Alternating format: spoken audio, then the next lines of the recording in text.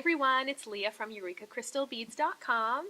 I'm here today with another helpful video for you. This one is going to be a wire working project. Before I get started into the video, I just wanted to give you a reminder to make sure to check out our channel. And if you like what you see, hit the subscribe button and that notification bell so you can be sure to see all of our new content that we put up several times a week.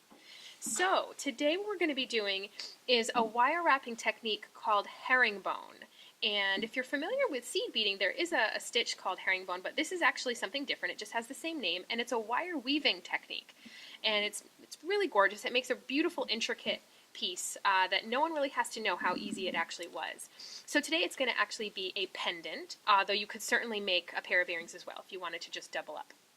So what I have here is a piece of sterling silver, round, half hard, 24 gauge wire.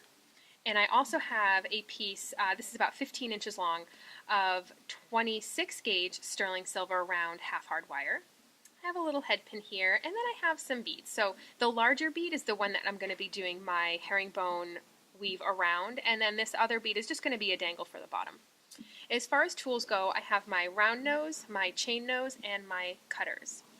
And these are all available on the EurekaCrystalBeads.com website if you're interested. So to start, I'm going to make a little wrapped link using that larger crystal there. So I'm going to need a little bit more wire than I typically would because I'm not going to have just a few wraps like I might normally do. I want to actually have some more wraps there so I have more space to do my herringbone wire weaving around. So I'm going to make my little bend there. And we have some other great wire working videos. If you want to see this basic wrapped loop a little bit more in depth, you can definitely check out one of our other videos and you can see that a bit more broken down. But now using my round nose pliers, I'm going to create a loop. And now keep in mind this is a pendant, so I do want to have this loop be a little bit bigger perhaps than I normally would, so that way I know like something like a chain could go through it. Okay, and I'm going to make my little loop there. Now I'm going to wrap this, and I'm going to wrap, like I said, a bit more than normal. Typically I'm a 2 to 3 wrap kind of girl, but we are going to put a bit more there. And you're going to want to count them, keep track. So right now I have 4 wraps. That's 5, and that's 6. I'm going to snip that little bit of wire off with my cutter and tuck in that little sharp edge that's left.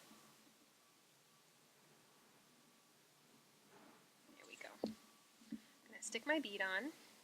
Now I want to mimic the same amount of wraps on the other side. So what I like to do as a little cheat is I kind of just cover that area with my chain nose, and it kind of lets me know basically where I would have to hold it on this side to hopefully get the same number of wraps. So if it's off by 1, it's no big deal. You don't want to be off by more than 1 though. Now this other loop is going to be the bottom of my pendant, and so there isn't a functional need to have the loop be big. So I'm just going to make it a little bit smaller. This is going to get wrapped shut. 1, 2, 3, 4, 5, 6. It is enough for 1 extra wrap, but like I said, if it's off by 1, that's okay. Now I'm going to take my cutter, cut off that little bit that's left, and tuck it in. And I like to have my wire loops going in opposite directions. So to start the herringbone, this is where we're going to be using our thinner wire. For both of these parts, whether you use 24 and 26, you can get away with changing that up a little bit. You could do herringbone with 22, you could do something like this with a 22. It's up to you, but this is what I'm choosing to use today. So the first thing I'm going to do is I'm going to take my wire and I'm going to hold it tightly at the bottom of the first side. It doesn't matter which side you start on, it's up to you. As far as this part's concerned, it'll be identical.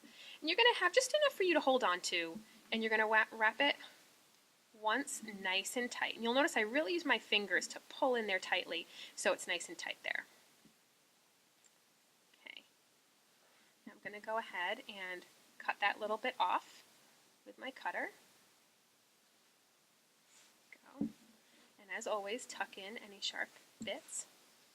And this is actually another reason why it's okay if you were off a little bit and your bead could wiggle, because that wire can just kind of sit right down into that little space.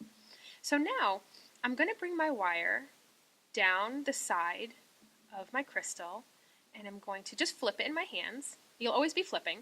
And I'm going to have my wire on the front of this wire wrap, so not the back, the front. And I'm going to wrap all the way around and I'm going to go down the opposite side. So I came up the side, went around, and now I'm going down the side. You want to keep this wrap right there towards the bead. And again, we're just going to flip. We want our wire on the front, not the back, on the front. And this next wrap is going to be just a little bit above the first wrap. You're going to go around and down the side. And when you go down the side, you're going to lay this new wire right behind the first wire. We're going to flip. We're going to go front to back to front. Bring it down the side. Front to back to front. Bring it down the side. Front to back to front. And you'll notice each time we're doing the wrap up here, we're doing it a little bit higher. Bring it down the side, and we're building up those side wires right behind the last. Front to back to front. Bring it down the new side. Front to back to front. And this will be the last time we're at this side because you can see we're out of room there. Bring it down the side. And then we'll do it one more time around the top to finish it off. Or actually, this is the bottom. It's going to be the bottom of our pendant. You want to make sure you get it nice and tight there. And you're going to snip off that wire. We have a little extra. That's okay. This is plenty for me to use for another project. I prefer when I'm doing this to have plenty to hold on to really wrap nice and tight. So I probably could have gotten away with a foot, but the piece I had was already in a 15-inch section. So, okay. So this is what we end up looking. This is what it ends up looking like. We have a cool little like basket weave that goes around the bead. You can see how the wires build up on the side. Now the thing with the bead is you can do this on all sorts of beads, but what's important is that the bead has side surface. So in other words, if you were wanting to do this around a bead that was the shape of a coin, that wouldn't really work because there's not all the surfaces on the front and back. It doesn't have enough side surface because you need surface to build up these wires on. So that's really important that it's a bead that has some surface there for you to do that. So to finish this up, we have a little loop there at the bottom, and I feel very strongly that you never leave a loop empty or unattended to because it will end up looking like an unfinished piece. So sometimes you may see a pair of earrings made where they've used an eye pin at the bottom, or they've created a loop themselves with a little loop at the bottom. And to me, it looks unfinished. You always need to have either it finished with a head pin that has a ball on it or the little flat piece, but you need to address the loop 100%. So I'm just going to take my little crystal here, and I'm not going to bother wrapping. I'm just going to do something simple here. Make my little bend, snip the wire down. I'm just going to roll a simple little loop. This is a pretty thick gauge wire head pin, so it's not something I'm going to worry about coming open on me. All right. Now we have our little loop here. I'm just going to swivel it open, stick it onto that bottom loop of my other piece, swivel it closed, and then we have a really adorable little pendant. So your chain would go right through here. That's why you want that loop running this way, so that way your chain would go through like that. We have a great little dangle at the bottom. You can certainly dangle whatever you'd like off the bottom. Another thing you could do if you didn't want to have a dangle there is you can always take that loop, flatten it from the two sides, and then fold it up backwards so it's just sitting right behind there. That's something you can also do as well. But I actually really like the look of the little dangle and the little bit of movement that it adds to it. So this is our finished pendant.